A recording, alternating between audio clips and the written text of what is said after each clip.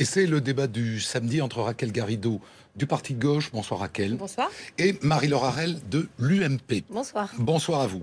Et le prétexte du premier sujet, c'est ce qui s'est passé ce matin à Lille, où François Hollande était en visite pour assister au match de tennis, et il a profité de l'occasion pour déjeuner avec Martine Aubry. Et on entend surtout qu'il se fait huer et qu'il se fait siffler au moment où il arrive au restaurant. Le président, en gros, est devenu, on peut le constater chaque jour autour de soi, une sorte de punching ball sur lequel tout le monde se lâche, on le moque, flambit par-ci, flambit par-là, on le réduit en quelque sorte à son personnage des Guignols sur Canal+. Ma question est toute simple, est-ce qu'il le mérite à ce point-là, Raquel ? Bien sûr qu'il le mérite, parce que le type de rapport qu'il a institué avec les Français, c'est un rapport, soit il nous ignore, de défiance et de mépris, soit il nous agresse, on est appauvris, les injustices sociales, l'emploi, continue, le chômage continue. Donc, normalement, on devrait pouvoir résoudre tout ça par le vote, par des élections. Dans le cas présent, par exemple, si on était dans d'autres pays où il y a le droit de révoquer à partir de la mi-mandat, on pourrait résoudre cela par un référendum révocatoire à partir de la mi-mandat. Mais lui, non, il tient bon, il est là, il s'en fiche en fait complètement du fait que les Français ne veulent plus de lui. Et ça nourrit nécessairement une agressivité à son encontre. Mais à l'égard du bonhomme, c'est ça qui est peut-être injuste, parce qu'au fond, la politique menée par le gouvernement ne tient pas qu'à François Hollande. Dans les institutions de la Ve République, le président de la République concentre seul sur sa tête tellement de pouvoir qu'il est en fait assez juste de dire que c'est le président qui décide. Il peut destituer le Premier ministre, il peut dissoudre l'Assemblée nationale. Il décide de tout, et vous savez très bien que l'Assemblée nationale, elle est godillotte. Vous avez là des députés qui ont été élus à cause de l'inversion du calendrier électoral après l'élection présidentielle et qui sont convaincus de devoir leur mandat au président et pas aux électeurs. Donc vous avez une situation où effectivement tout remonte en pyramide sur la tête du président. Est-ce qu'il le mérite, Marie-Laure Harel ? Mais est-ce que vous trouvez qu'il mériterait d'être applaudi, franchement? Parce que je ne crois pas que c'est au bonhomme, comme vous dites, que les Français en veulent. Tout le monde se fiche qu'il mange des frites ou qu'il soit à la une de Closer. C'est pas ça le problème. Mais je crois particulièrement que les 600 000 chômeurs de plus depuis mai 2012, les 150 000 patrons qui ont mis la clé sous la porte depuis mai 2012, les 15 millions de retraités qui se font racketter fiscalement depuis qu'il est au pouvoir. Vous croyez que ces gens, ils ont envie de l'applaudir?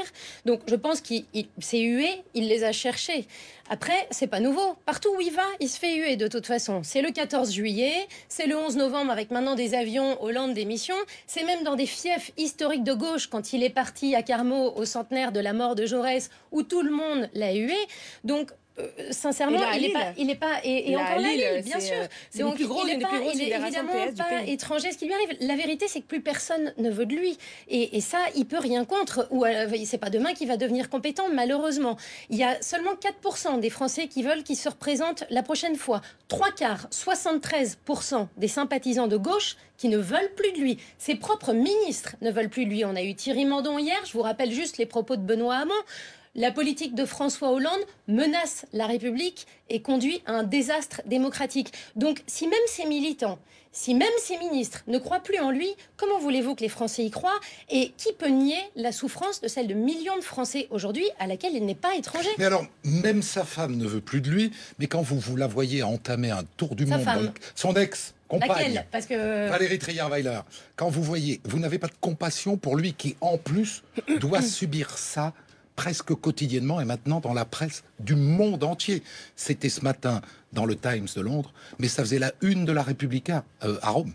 Oui, mais il y a un principe de responsabilité en politique qui doit conduire les hommes politiques à assumer leur propre politique. Et dans ce cas-là, on ne peut pas jeter la culpabilité sur les autres. Il est responsable. Alors si les gens qui avaient voulu chasser Sarkozy en mettant Hollande à la place, puisqu'il n'y avait qu'un seul bulletin, celui de François Hollande, au deuxième tour pour chasser Nicolas Sarkozy, avaient été payés de ce rejet de Sarkozy, avec une politique de relance de l'activité économique, avec la hausse des salaires, avec la renégociation des traités européens, avec la transition énergétique et d'autres choses qui avaient été promises, peut-être que la vie privée n'aurait pas été comme ça, à ce point-là, mise en exergue. Mais à partir du moment où il s'est comporté, comme on dit dans le Midi de la France, comme un gougnafier avec vous vous souvenez, puisque oui, a répudié Valérie Trierweiler.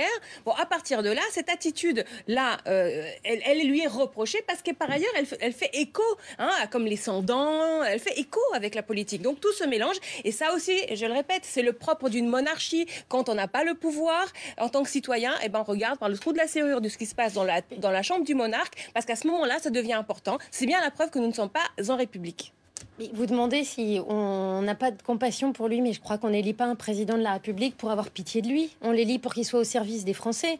On n'a pas vocation à nouer une relation amicale avec François Hollande. On lui demande juste de résoudre les problèmes de la dette, du chômage, de la croissance.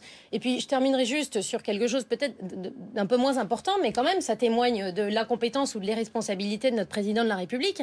Il s'invite quand même partout, là où on ne l'attend pas et là où il n'a rien à faire. Parce que la dette, le chômage explose, en train de se faire retoquer notre budget par Bruxelles. On est en guerre en Syrie.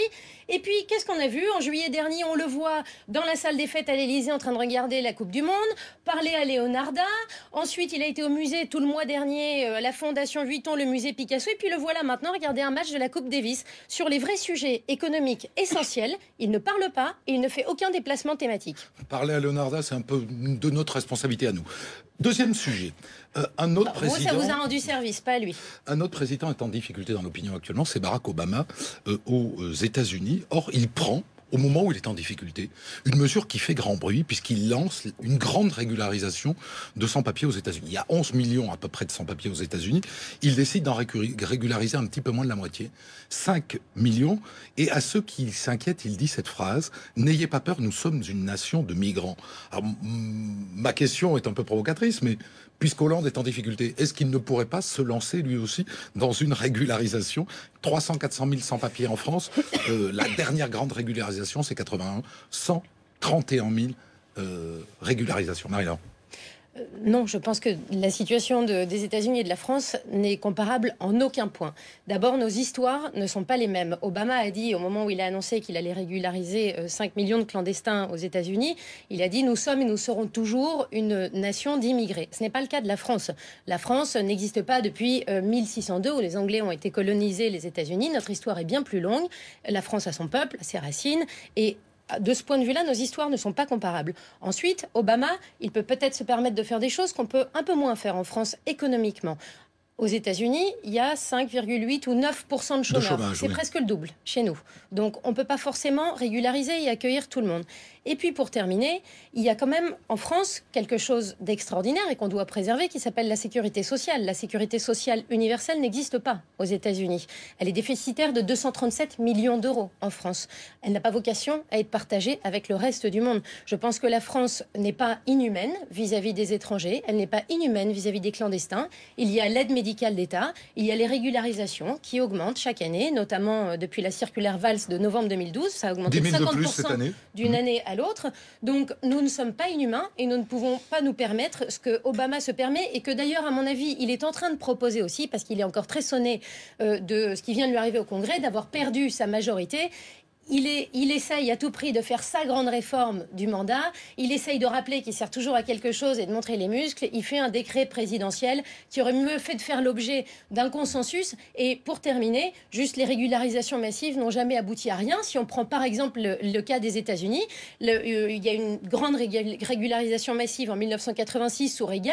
Résultat, qu'est-ce qui se passe? On attend que le panier se remplisse et puis quand il craque, on cède et on régularise. Ce qu'il faut, c'est une vraie réforme du système d'immigration américain en profondeur et pas seulement céder quand ça arrange politiquement. Oui, moi je trouve que là, Obama, il fait bien parce qu'il met le doigt sur une polémique en fait très hypocrite entre les démocrates et les républicains. Les républicains, comme l'extrême droite en France et comme la droite, on le voit, instrumentalisent la question de l'immigration pour mettre en exergue et en tension la société.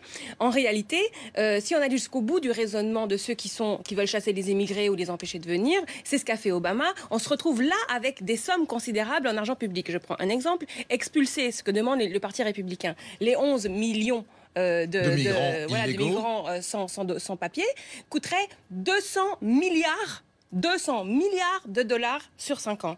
Ça, ce sont des études de 2010 d'associations qui ont c'est le prix des pignon billets sur... d'avion, du maintien en détention provisoire avant l'expulsion. Voilà, c'est apprehension, donc l'arrestation, l'arrestation provisoire, ensuite le retour chez eux. Donc il y a 4 postes comme ça qui ont été identifiés. Ils ont considéré que s'il y avait une politique de rejet massif, de départ massif, en gros 20% partiraient spontanément. Donc ils ont ramené à 80% les coûts, ce qui est déjà... Ils ont vraiment fait une étude très très sérieuse. Et cette affaire a un coût qui de toute façon est délirant. Et personne, à commencer par les Républicains, ne serait prêt à mettre 200 milliards de dollars dans cette politique anti-immigrés. Vous qui êtes si humaniste, vous rapportez la question des immigrants à de l'argent. Et moi j'ai une question à vous poser. Est-ce que vous trouvez que ça envoie un bon signal à tous ceux qui se donnent la peine de remplir les procédures légales et de rester dans le chemin quand ils voient que finalement il y a une prime à la clandestinité pourvu qu'on arrive à la tenir longtemps et à remplir quelques cases? Moi je dis que c'est la politique anti-immigrés de fermeture des murs qui crée nécessairement ce type de situation. Je vais vous prendre un cas. Vous pensez que la France devrait régulariser les 400 000 clandestins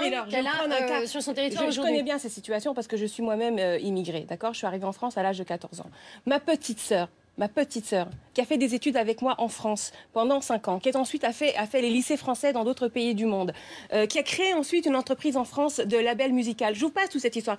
Elle parle aussi, vous savez, j'ai une famille d'origine étrangère. Ma sœur, elle n'a pas pu rester en France parce qu'on ne lui a pas donné de carte de séjour. Vous savez, la politique, là, ça fait des années qu'on vit tous sous la pression du Front National. Et que ce soit Pasqua ou que ce soit la gauche, je suis du Front National.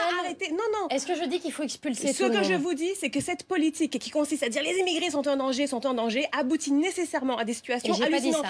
Prenons les hauts diplômés. L'année dernière, ou il y a 2 ans, il y a eu des grands problèmes en France parce qu'on a commencé à expulser à tour de bras les diplômés, des gens qui étaient en doctorat. Tout ça est totalement délirant. En réalité, vous parliez de la sécurité sociale, c'est important. Là aussi, c'est faux. Alors, en 2005, une étude de l'Université de Lille montre que les immigrés cotisent plus au système de sécurité sociale que ce qui ne le coûte. Donc, il faut arrêter. Les clandestins cotisent plus. Ils travaillent au noir, mais ils cotisent plus que les personnes l'immigration, sur les gens qui n'ont pas de papier, on est en train de parler de sans-papiers, là. Oui, mais on est en train de parler de sans-papiers. Si vous les régularisez, ils cotisent, Marie-Laure. Mais moi, donc je veux bien. Vous rentrez dans le schéma de l'immigration. Mais moi je veux bien. Oui. On va les 15 dernières secondes. Toutes les deux. Là aujourd'hui, ils coûtent pas. Et je vous signale que l'aide médicale d'État, qui est tout le temps brandie en disant on est bon. Mais vous savez pourquoi c'est fait? C'est pour préserver les autres des virus. Parce qu'un virus, il connaît pas votre nationalité, il connaît pas votre situation administrative. Et donc si vous avez quelqu'un qui est malade d'un virus, vous devez le soigner si vous voulez éviter des pandémies. C'est une logique normale et dire le contraire est inhumain. Et Obama a raison de brandir la question de l'humanité. Du droit à la vie de famille, etc. Non, mais il faut rester très calme sur ce sujet parce qu'il éveille beaucoup d'ardeur chez chacun. Non, mais attends, Hiero, on ne peut pas. Attendez, non, mais me pointez pas du doigt. Ça sera ni discours ni 5, ça sera plus rien. C'est fini, il y a 17 ans, Hiero, on a voulu l'expulser à Paris cette semaine. Bon, c'est quoi ça?